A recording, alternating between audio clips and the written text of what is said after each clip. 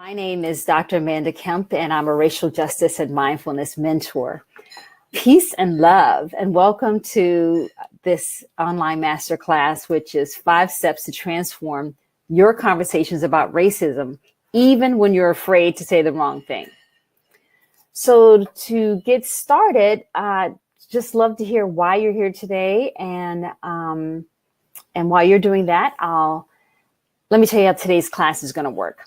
I'm going to introduce myself a little more thoroughly, and then I'm going to share with you the 5 steps toward a transformative conversation about racism that have worked in my experience and that I've taught to like thousands of people at this point.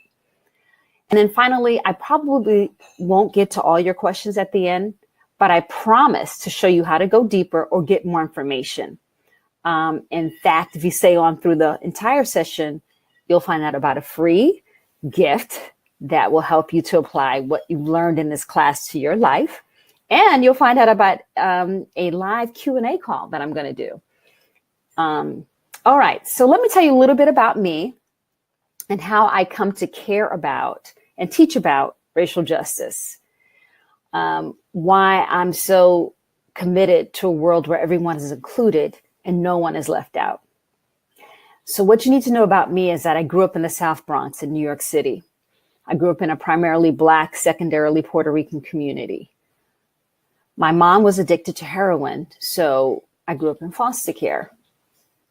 And every day I survive the daily trauma that kids in poor urban communities face.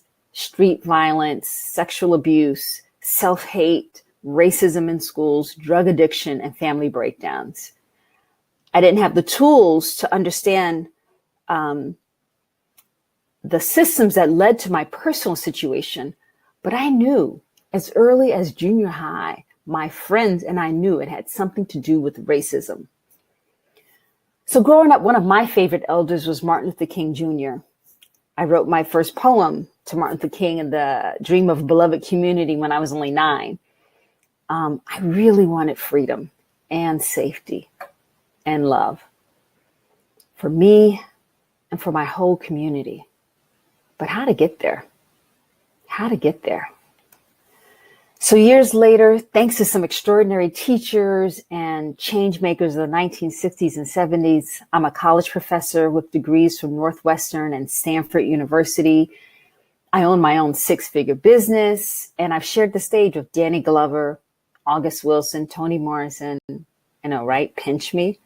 I get to share my expertise in African American studies and poetry, drama worldwide, most recently Ghana, West Africa. I'm also in a beautiful second marriage to a European American man. I have a blessed life.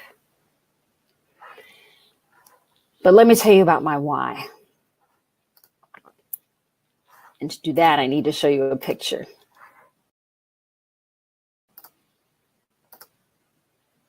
This is my why. I want you to know that I'm a brokenhearted mom. I'm the mother of 2 Black teenagers, one of whom, my son, sent me an email a couple years ago, and he said, quote, "I don't have the same human experience as white people." I'll show you that email. "I have to be on the lookout constantly, like prey in the wild. When I'm triggered, I don't have control of my body.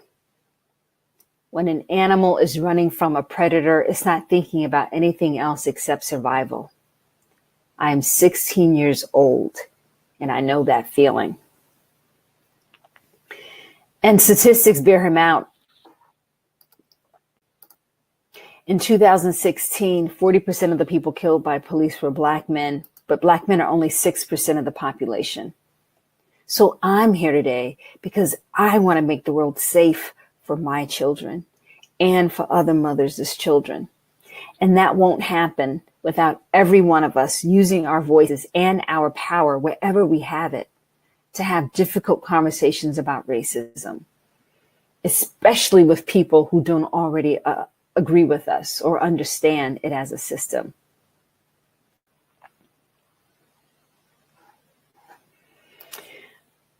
So I'm super curious about your why. So I'm just going to take a moment to see some of the reasons why you said you're here. Awesome. So Erica, thanks for managing everything. So let me tell you who this class is for. This class is, I'm going to go back to the slide so you can see yourself. So this class is for you if you're someone who's like a deer in headlights when you hear something racist, or you're so afraid to say the wrong thing that you end up saying nothing. Maybe you find yourself silent on disproportionately white panels, boards, executive teams, or funding committees. And your silence is reinforcing this inhumane and unjust status quo. And you know that. So this is for you if you find yourself in that position. But this class is also for you if you find yourself totally willing to speak truth to power, but nobody's really listening to you. And if truth be told, you're probably not listening very well either. I have something for you here. And this is for you if you find yourself exhausted, especially if you're a person of color and you're just exhausted by the same conversations about racism over and over again, where you do all the educating and explaining. And maybe secretly you're wondering, am I selling out by being here? Am I being a pawn in somebody else's game? This is for you. And this class finally is for you if you feel like the divine is calling you to take a stand for racial justice, if you have this deep calling in your heart to stand for racial justice, and you want to do it in a way that comes from compassion. If you want to stand for justice coming from compassion, this is for you. Here's what's possible. After practicing the 5 steps that I'm going to show you, you could be the one who has a voice about racism. You could be the one who helps other people to get it. You could be the one who leads your community towards justice with love and grace. And you could be the one who does this while taking good care of yourself. All right. So I hope I got your interest in these 5 steps now. So the first step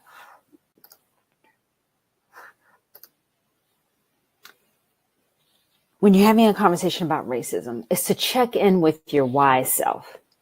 Check in with your wise self, meaning go beyond your ego and make sure that your physical and emotional balance is there. So if you're hungry, if you've got to go to the bathroom, if you are in a lot of pain, whether it's emotional or physical pain, this is not a good time for you to have a difficult conversation about racism. If you're in that situation, you've got to do something to take care of yourself. So excuse yourself, disengage, tell them you're going to come back to it. But go and do something to take care of your physical or emotional health and well-being. The second thing is if you decide that, okay, I'm physically and emotionally, good. I don't have to be perfect. I might be fearful, but I'm solid. Then your next thing, part of your check-in is to set a clear intention. So I like to be very clear with myself so that I know what I'm doing here. If you set an intention that this conversation, I'm going to, spread the truth and the light is going to open up and this person is going to change their whole way of being and understanding of racism, good luck. But I have found that is not what happens. Instead, I suggest you set an intention like I'm going to hold someone to account. So you're very clear. You can set an intention that I'm going to listen and plant seeds. And that's the kind of conversation that I want to have with you today. I want to teach you how to use these 5 steps to have a conversation where you plant seeds, where you lean in to someone else, to hear where they're coming from.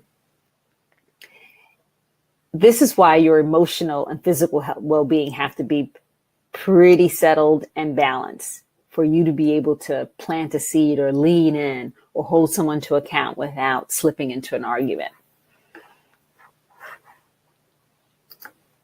So that's the first step. And I've already said that if you're in pain or if you're sick, don't try to give what you don't have. Your health matters. So the second step, once you've established that, is to hold space for transformation. I didn't make up holding space for transformation. Maybe you've heard of it before, but I was introduced to it as a concept by my mentor, Neonu Span. And Neonu defines holding space for transformation as being unconditional love and unconditional acceptance. Being unconditional love and unconditional acceptance. Eric, if you could type into the chat Neonu's name and beyonddiversity101.org. So if you want to check her out, I highly recommend it. So, okay. So now being unconditional love and unconditional acceptance is not the same thing as agreeing with someone. It's not the same thing as stuffing your feelings. And it's not about liking or loving a particular individual. Holding space is more like allowing yourself or reminding yourself to allow unconditional love and unconditional acceptance to flow through you. And I add to that while standing on the ground of justice. So don't worry that you're going to have to surrender, your cherished values, your heart knowing, in order to be unconditional love and unconditional acceptance. You're going to stand on that ground and let this flow through you. So instead of talking about it, let's actually practice it. So I encourage you to sit on the first third of your chair. This is where the mindfulness part of my job comes in. So go ahead and sit in the first third of your chair and have both of your feet on the ground. And I'm going to lead us through holding space for transformation, like in preparation for a difficult conversation. And then when you practice it often enough, then you can call on it, like in a breath and a heartbeat. You can get yourself grounded and allowing unconditional love and unconditional acceptance to flow through you. But for now, let's go ahead and practice together. Okay, you can see I'm a little vague. So you want to sit in the first third of your chair, both of your feet on the ground, and start with your breath. So just breathing in through the nose and out through the nose. Good. Breathing in through the nose and out through the nose. Now send your attention to your feet. Feel your feet on the ground. And breathe in through the soles of your feet all the way up to the center of your chest, your heart center.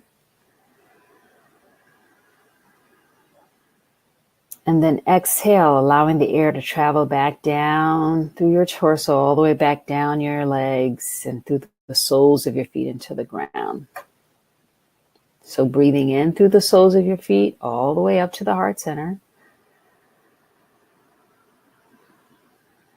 And when you exhale, just imagine that you're exhaling and letting the breath leave you all the way down through the soles of your feet into the earth.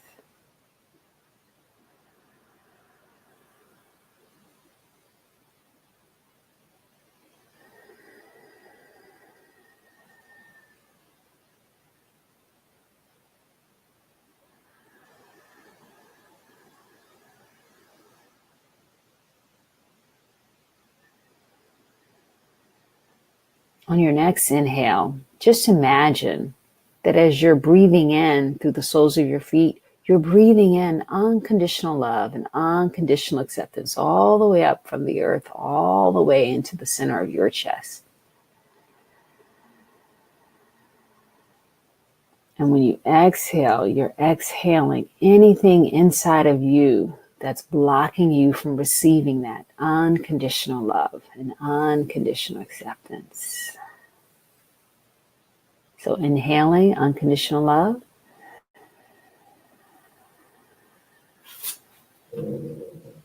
And as you're exhaling, you're letting go of any blocks.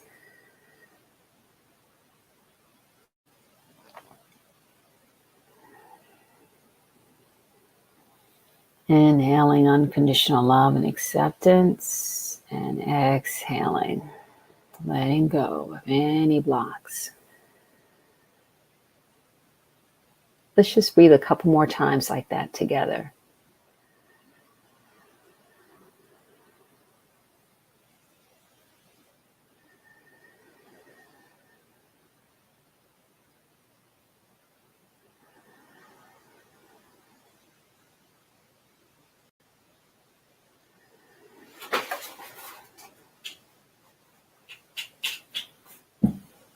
And if it feels right to you, just say quietly to yourself or silently, I am unconditional love. I am unconditional acceptance.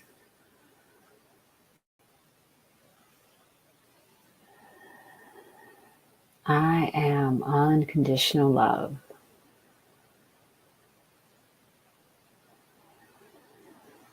I am unconditional acceptance.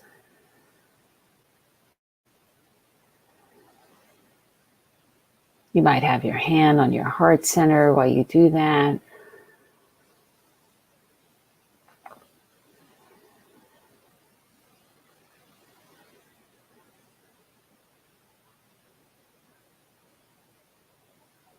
Awesome. Thank you for being willing to try that out. So while I take a sip of water, why don't you go ahead and write in the chat what you feel like right now, what you're noticing about your body, your breath, your state of mind. Just take a moment to put that in the chat.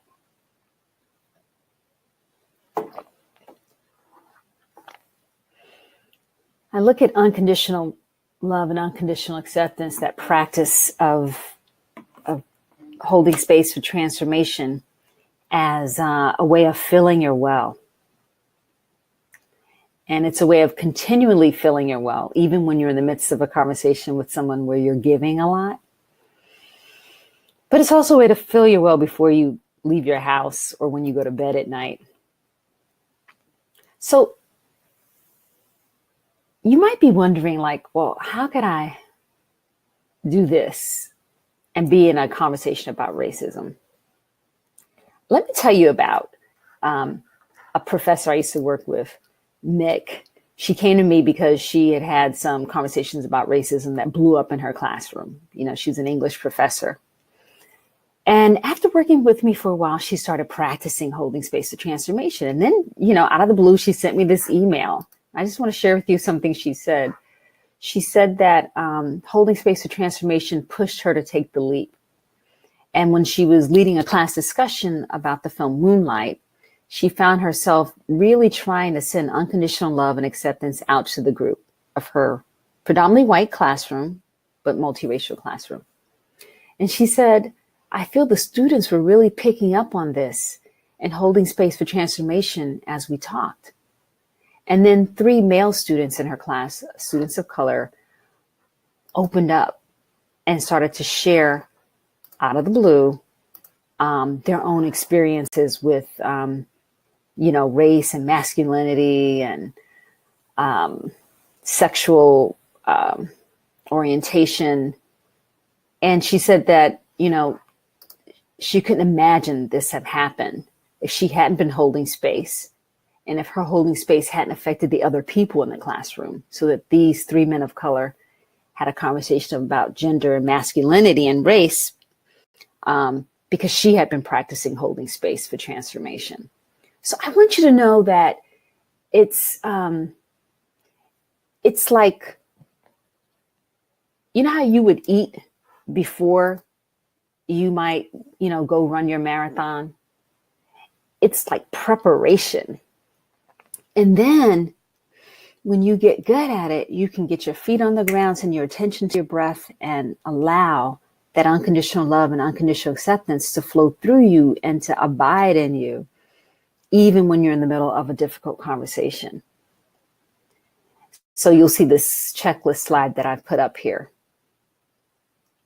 That's all it takes. So let's look at step 3. So you've checked on your wise self, you set your intention, your body's all right, you got your breath, you got your feet on the ground, you've practiced holding space for transformation. Well, then the next step is not to tell the person, where they're wrong. The next step is actually to ask questions and listen. Now, I don't want you to pretend that you agree with them and be like, but more like, let someone know, I don't see it that way, but I'd like to know where you're coming from. Or I look at it differently, but I really want to hear what you have to say about it. And when you do that, you let somebody know, and you let yourself know that you're not pretending to agree, but you also let the person know you want to see it how they see it. You want to understand how they see it. And what you want to listen for when someone is speaking about, and be in a space of non-judgment. Keep your breathing going. You might say things back to them to help them reflect on what they've said. So it sounds like what you're really valuing is safety, or it sounds like what you're really valuing is, that these police officers, are risking their lives to help keep our community safe. So you want to really reflect back what folks are saying, getting to the point of their values and their feelings, not necessarily the facts that they're presenting to you, because that won't get you anywhere. What we know about how people change their minds is 2 things. One is they change their minds when they are exposed to something again and again, which is why I don't recommend that you say, you set an intention that with one conversation, you're going to change someone's minds. Because what we know is that people change their minds with repeated exposure. But the other thing that changes people's minds actually is their hearts, stories, points of empathy, when they feel listened to. Before this webinar, I sent out an email to people who registered early with an article about how some organizers in who are working in a white rural area were able to shift minds and hearts when they were canvassing about transgender rights through listening in this kind of way. So listen for people's values. Don't listen for where they're wrong. And stay in your breath. So step 4 is when you've listened to someone and you've let them, share with you why they feel the way they feel, or what in their personal experience has led them to that conclusion, or help them to get to their heart. Then ask, would you like to hear what it's like for me? Don't assume that somebody wants to hear what it's like for you. And I really especially encourage people of color to not share the jewels, the preciousness of your experience with people who don't want to hear it, because that is definitely a recipe for wounding. So, ask them, would you like to hear what it's like for me? And I'll tell you this, when I had a phone call from a European American consultant, very successful, who works and helps organizations, do change. He was upset about something I'd written in a blog about conflicts between Black women and white women. And he's an older man, from the, someone who grew up in the 60s and who thought that what we wanted to do was to become colorblind or not put emphasis on race. And that was the way forward. And he found my blog disturbing. So I practice holding space for transformation while I listen to him. And what he told me about how his dad had been incredibly abusive, about how he was an alcoholic and an outright racist, and how, as a young kid, he decided he would never be like that. And so the current conversation about internalized racism and how, all European Americans are racist was really like totally triggering him. So I listened to him. I really listened to him. I reflected back what he was saying. And toward the end, he said to me, Amanda, what do you think? Can you help me? I know I don't know. I know I'm missing something here. So can you please, tell me, help me out. Tell me what I'm missing here, what I'm not getting. And I did. I told him just a little bit, I gave him a little bit because, again, for, those of us people of color, those of us who are bearing the wounds and the daily trauma of systemic racism, we don't want to do the work for people, but you drop a seed, you let them know where some other resources are. I sent him a link to something. I told him a couple things, but unless he's hiring me, I'm not going to be, spending a long time talking with him. You know what I mean? About me and about racism. I'm not going to try to give him racism one-on-one because that is exhausting. And moreover, it centers whiteness in a way that is not helpful to the other person or to you. So I recommend that you ask, would you like to hear what it's like for me? And then if someone says yes, that you share something short, something personal, and, and send them a link to something. Send them a link to a webinar like this, or, to do a 5-day implicit bias challenge, which we're going to do in March, by the way. And I encourage you to be a part of it. So, but don't argue for someone to give you their space, their headspace. If they're not going to listen to you, you arguing with them for it isn't going to actually give you what you want. So that step 3 of listening, of getting to a place of calm, of being centered, helps someone else to shift their vibe, helps them to get calm and into their heart. And that's where the change can happen. And then that 5th step, let me go back to the slideshow. So that 5th step is to reflect on yourself. After you've had this conversation with this person, this seed planting, this leaning in conversation, I want you to reflect on yourself. Acknowledge yourself for showing up. And notice if you need something. Sometimes you might come out of a conversation kind of adrenalized, like, wow, or you might come out feeling super vulnerable, or you might come out thinking, oh my gosh, I need a bath, I need a shower, I need to call somebody. Give yourself what you need. Give yourself what you need. Stay in touch with yourself. Where things tend to go haywire in these conversations about racism, where things tend to like spin out of control and blow up, is when we are not in touch with ourselves and giving ourselves what we need. So when we've started to engage in a conversation and where we had filled our cup first, and so, and now we're just giving blood and we're resentful, where we, I had a young lady, a young African-American woman who I was mentoring say that she said, I left my body. I got so, she got so mad. She's like, I flew out of my body at this person who she really felt was attacking her. And we don't want to fly out of our bodies.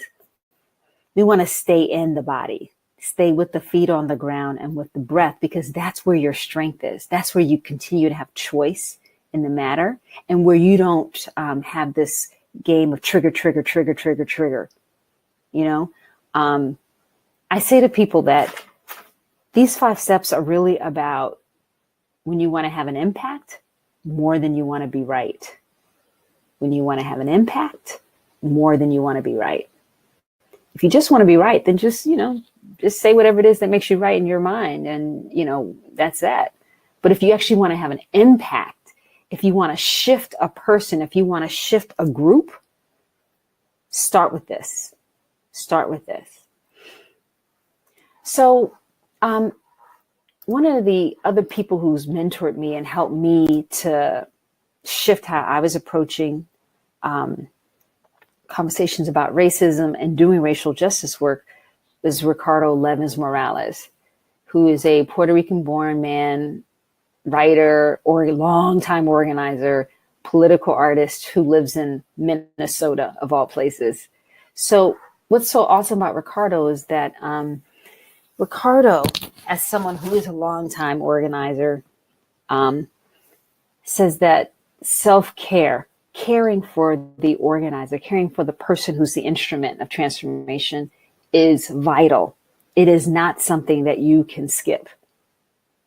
So when you practice holding space for transformation, you're filling your cup, you're preparing yourself as the change maker to be more effective. And okay, let me move forward because I don't want us to run out of time.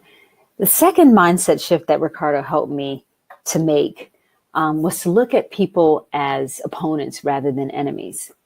So, when I'm sitting in a room, I was on the executive board for my local NAACP, and we were at a meeting with local police chiefs and the DA. Now, in this meeting, we wanted a community review board, and other people in the room did not want that. So we were opponents. The difference between an opponent and an enemy is that an opponent is it's situational. So like Venus and Serena, when they are playing for Wimbledon and they're playing at the US Open, they want to win. They are opponents. They're on 2 different sides of the net, but they're not enemies. Meaning when the game is over, they're sisters. They see each other's humanity. And similarly, when you're in a situation where you're with someone who has a different point of view, or in fact, an opposite point of view, like the situation I was mentioning in my town, I don't want you to give up the ground to be like, well, peace and love. So, I no longer think we should have a community review board, because I just want to be peaceable. No, I want you to stand on the ground of justice, but stand on that ground knowing that the people in front of you are people. People can change. People have blind spots. When you view someone as an enemy, then you energetically get into a space where you have to destroy them, maybe humiliate them, cause suffering. And because it's going to take a lot to move things around, to transform this country, I don't think we can afford to make enemies. I think, and I appreciated this from Ricardo, that we can view people as opponents at this moment. So I'm sure I'm not the only person, Ricardo's not the only person to say that. I think a guy named Jesus might have said something like that, but Okay. And then the third mindset that Ricardo really helped me with was he said, I don't believe in building bridges. And I was like, Ricardo, how could you not believe in building bridges? He says, bridges are like this. Instead, I think we should tunnel down and find our common values. So to tunnel down, to search for common bedrock values, it takes some time. But what Ricardo was saying is that when we get to the level of values, then we can start to get out of people's conflicting narratives. A lot of people don't know about, just a lot of people really don't know the history of this country, don't know the history of institutional racism, of Jim Crow, of all the ways in which, African Americans were barred in business and medicine. They just don't know, So they have a perception about fairness. Well, when you tunnel down to the value of fairness and, how you value fairness, how they value fairness, and some unfairness that's happened historically, you can start to build some connection.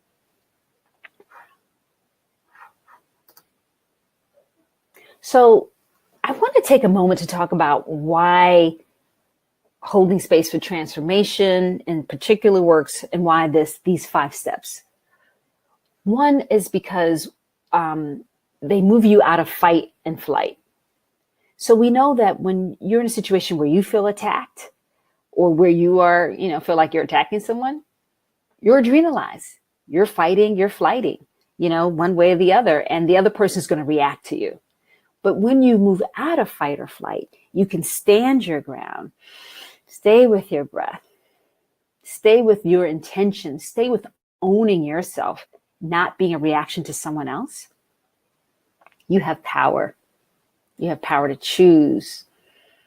You have power to slow down the exchange. You have power to be present, to see if there's one thing or question that rises for you to ask. Or maybe there's silence, but you're connected. You're not in fight or flight.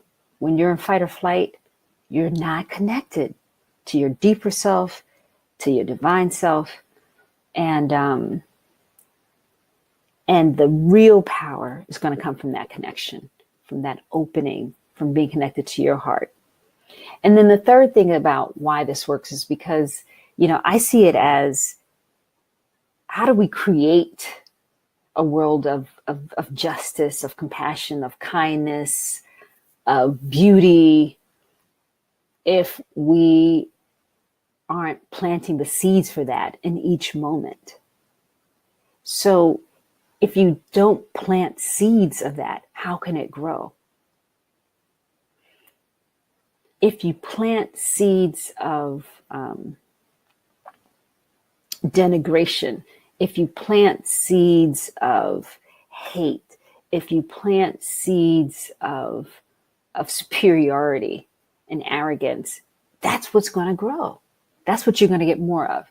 So I look at these conversations and these 5 steps as a way to practice being the change that I want to see. I want to pause here and say that I'm 52. I've been doing this for a good, 3+ decades. And so therefore, I want you to know that I didn't always think this way. This has come over time. This has come with practice.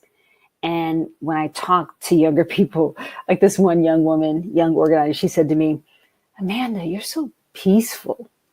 And I laugh because, so much of my life has been spent fighting, the scratchy throat from screaming. I've done all kinds of organizing and performing. And what I want you to know is that the real shift came for me when I had a mentor and when I moved toward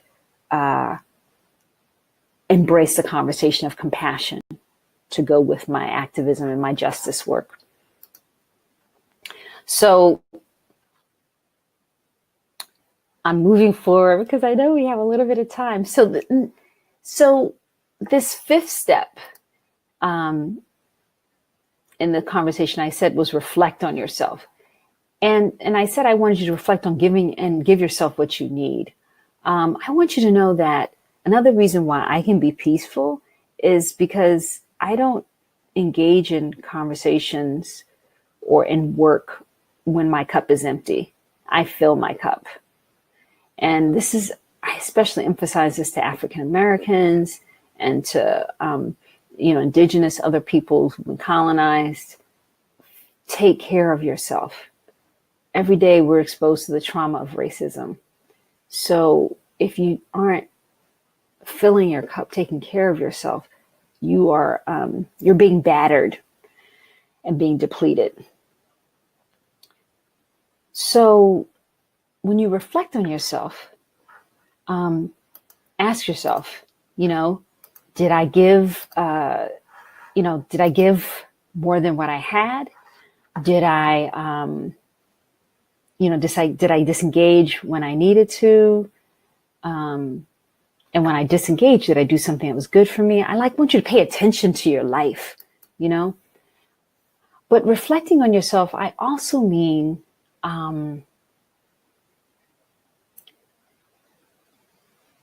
how have you, and I'm going to talk about for people of color, how might you have internalized white supremacy or like a white frame of reference? I know because I talk to people of color, people come to me for mentoring. People share that you're concerned about being a pawn, about selling out, about being used to justify an unjust system, like having your face as a token for something that isn't inclusive or equitable. So I encourage you, I do want you to have that, to reflect on yourself, both in the moment with that conversation, but with yourself in a broader way. Let me get back to the slideshow. So in my system, Racial Justice from the Heart, reflect on yourself is a huge strategy that we use to create more justice and more effectiveness. And I think I'm going to say a little bit more here because I think reflecting on yourself is especially critical if you grew up in a white world. If you grew up in a white world, it's easy for you to get caught short because you don't know what you don't know. And you can't see how whiteness has hidden stuff from you. And this is particularly if you're European American, then you've been conditioned to assume superiority or dominance without even noticing it. You've been conditioned to assume superiority or dominance without even knowing it. So, you know what most European Americans say when they want to work with me, we start working together, they say, I'm afraid to say the wrong thing. They say they feel like they're walking on eggshells or tiptoeing around, when they're with people of color. And what they really want is real relationships, with people of color. They want to go to certain events or be in, Black spaces, but they're afraid that they're going to say the wrong thing, be inappropriate. And I get it. I actually don't blame them because without actually taking active and specific steps to counter white supremacy or implicit racial bias inside of you, you will almost certainly say the wrong thing, think the wrong thing, or do the wrong thing. That's because of the conditioning, of the programming. So I think for you to become someone who's effective at having, these difficult conversations about racism, a foundational thing that you need to do is to reflect on yourself and look at the ways in which this system has affected you. And by this, I do mean like the ways in which it has systematically privileged whiteness, but I also mean the ways in which you have, you notice the bias inside yourself in your personal or individual experience, the thoughts that you've had, the moments of flinching and clenching and of assumptions. The reason why I say this is because step 4 of this system is to ask someone, would you like to hear what it's like for me? And then to share. And if you can share your own experience with implicit racial bias or your own family's benefit and your benefit from systemic racism, then from a personal level, though, then you create space for someone else to notice their own thing. So, there's a difference between sharing and telling. I want to encourage you to share, share some of yourself with someone when you answer that question. And sharing your own implicit racial bias is a way for you to not assume the high ground, but to stay on the ground, stay grounded in your experience and out of judgment. So I got a little text from Erica saying that there might have been I don't know, an internet blip or something. So I'm going to review these 5 steps with you again for sure. And then I'm going to come back to linger a little bit more on how you can reflect on yourself. So you have that story to tell when you get to that part in the conversation, but also so that you can so that you can trust yourself, so that you can trust yourself. But I'll come back to that. Okay, so ready? The 5 steps are: 1, check in with your wise self. 2, hold space for transformation. Foundational. Don't start it without doing it. Hold space for transformation. Get your feet on the ground. Breathe. Get into the heart. Step 3, tell me more questions. Say something like, I don't see it that way, but I'd like to hear, tell me more about that. Or I look at it differently, but I really want to hear from you. And what I want to encourage you to do is to really want to hear from them. This person in front of you is an opportunity. It's an opportunity for you to have a positive impact, and that person could have an impact on that person. People ripple out. Most of us get our information from other people. Did you know that? I thought most of us got it from like reading or something. I don't know, the media, but apparently not. And I have to admit, it's probably true in my case too. Like whenever I want to know the weather, I ask my husband. And you know what he does? He finds out from his father. People tell people stuff around the table, in the car and passing. So when you lean into that conversation with someone, I don't see it that way, but I want to hear what it's like for you. You could potentially be affecting many, many, many people besides the one individual in front of you. And when you lean in to that conversation, you want to lean in to get to their values, to their feelings. Because that's the level at which when people are here in their values and in their feelings, they're much more open and less likely to defend or to stay on the attack.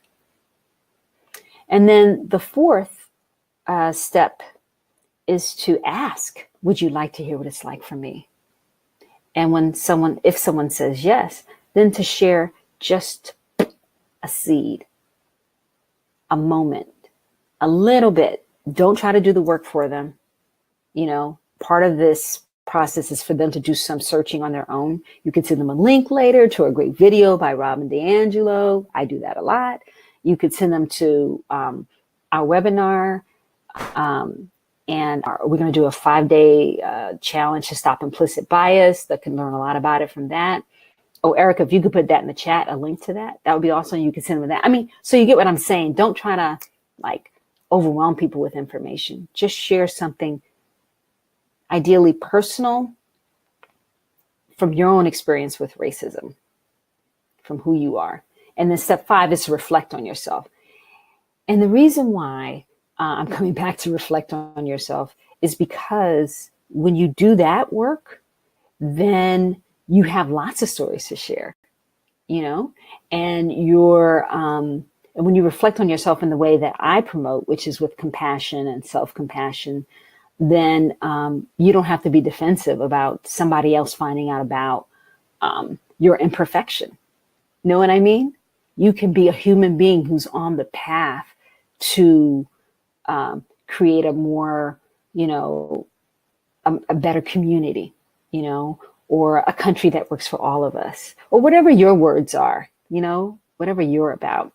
So I know I've said a lot, and I want to tell you about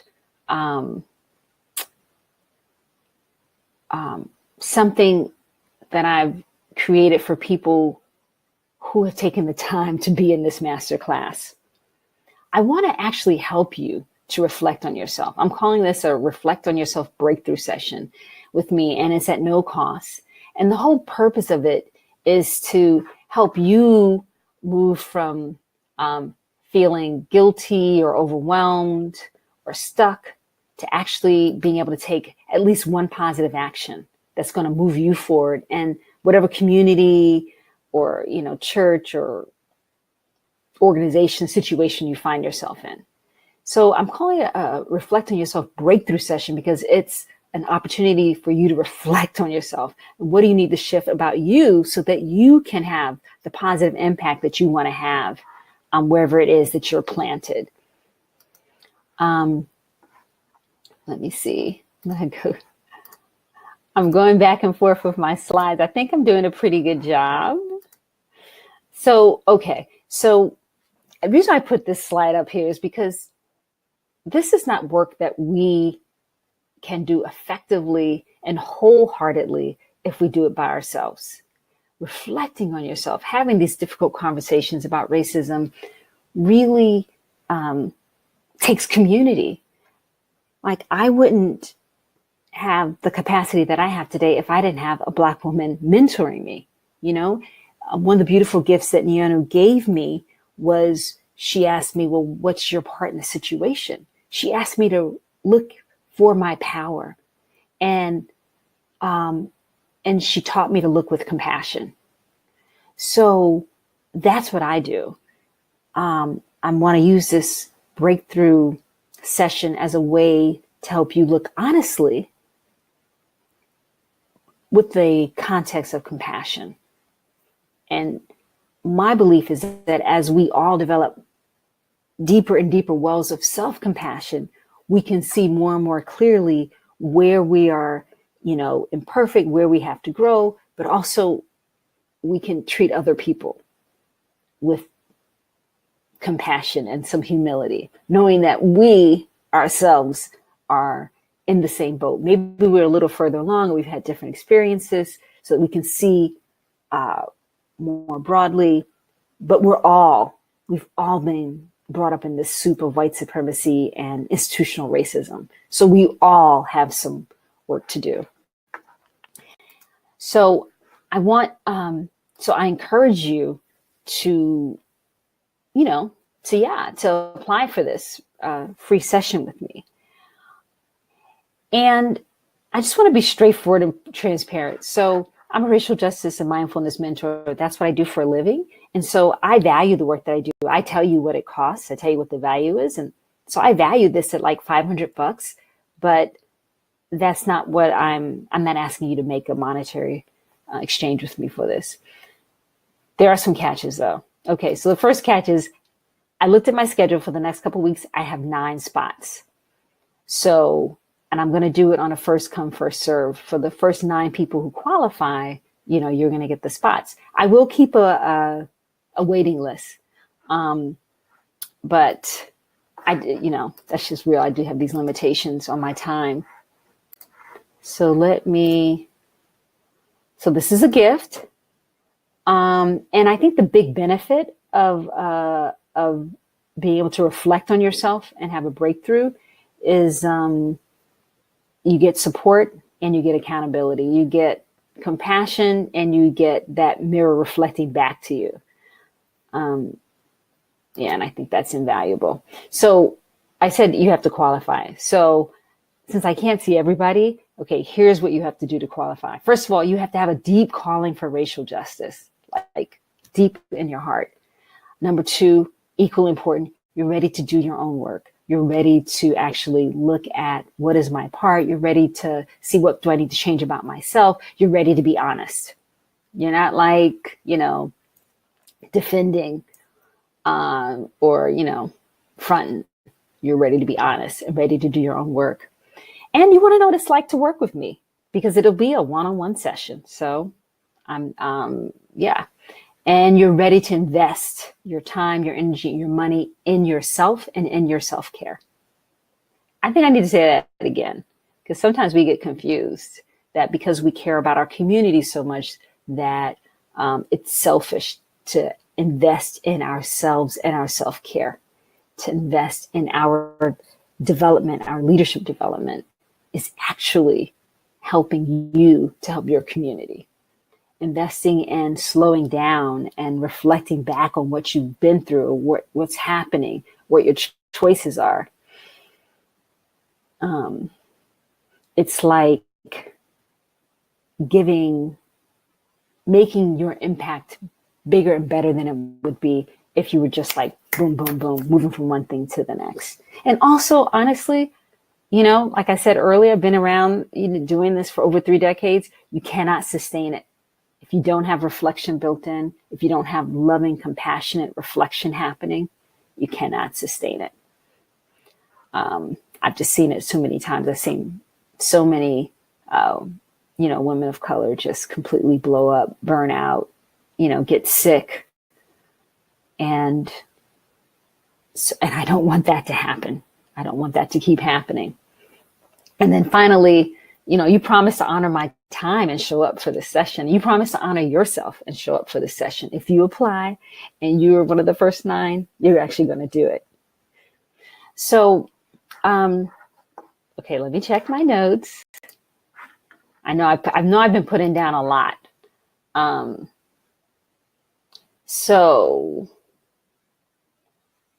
Okay, so how are you going to find out? So we'll send you an email right away. So you'll apply and we'll send you an email and let you know. You'll get a link to my schedule so you can put yourself in there. And my team wanted me to remind you that we'll email you right away. So please use your best email. Don't use some email you never check, because then you won't find out. And yeah, and we're going to do it first come, first serve. So don't wait. Don't wait. And for some people who are out there thinking, oh, not me. I'm not important enough. Please let me decide. If you're important enough, just apply. If you have a need, if you're willing to, if you have a deep calling for racial justice and you're willing to reflect on yourself so you can be more effective in these conversations, just apply. All right. So thank you for being here today, everybody. Peace and love.